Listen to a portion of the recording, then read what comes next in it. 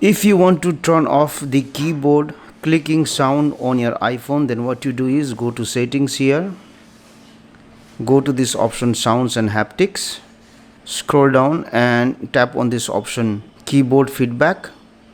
And if the sound is enabled like this one, what you do, disable this option. So once you do it, you will not hear the clicking sound when you tap on the keyboard on your iPhone. Thank you for watching this video. Please like and comment on the video if you found it helpful. Also click on the subscribe button and hit on the bell icon to get the notification of our latest videos for free.